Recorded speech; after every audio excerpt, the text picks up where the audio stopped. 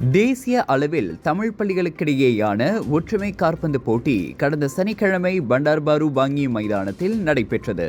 கிழக்கு west country Tamil பள்ளி நிர்வாகமும் பெற்றோர் ஆசிரியர் சங்கமும் இணைந்து ஏற்பாடு செய்த அப்போட்டியில் மொத்தம் 12 அணிகள் பங்கேற்றன.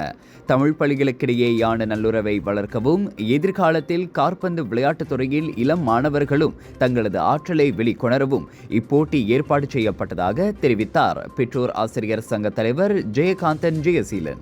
இந்த ஒற்றுமை காற்பந்து நம்ம எதுக்காக ஏற்பாடு பண்ணியிருக்கோம்னா, முதல் காரணம் நம்மளோட மாநில அளவில் உள்ள அனைத்து தமிழ் பள்ளிக்குள்ள உறவுகளை நல்ல நீடிச்சு இருக்க வேண்டும் என்று அதுக்காண்டி ஏற்பாடு பண்ணோம்.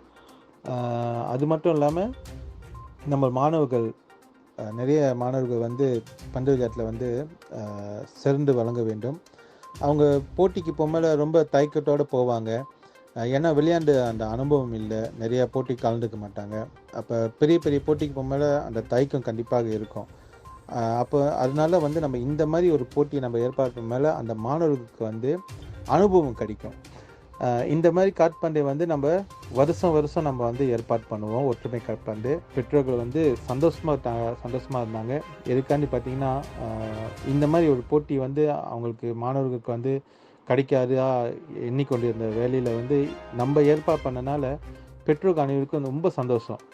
இந்தியாவிலிருந்தும் 2 அணிகள் பங்கெடுத்த அப்போட்டியில் முதல் நிலையை ரிஞ்சிங் தோட்ட தமிழ் பள்ளியும் 2ஆம் நிலையை காஜாங் தமிழ் பள்ளியும் வாகை சூடியது.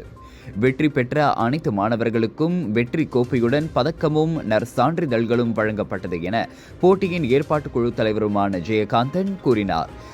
ஸ்லாங்கூர் மாநில மந்திரி பசாரின் சமூக பொறுப்பு மற்றும் நிறுவன தொடர்பு தலைவர் அகமது அஸ்ரி, பங்கி நாடாளுமன்ற உறுப்பினர் ஷாரிஜான் ஜோஹான், ஸ்லாங்கூர் மாநில தமிழ் பள்ளிகளின் தலைமை ஆசிரியர் மன்ற தலைவர் எஸ் பாண்டியன் ஆகியோருடன் பலரும் கலந்து கொண்டு அப்போட்டியை சிறப்பித்துள்ளனர்.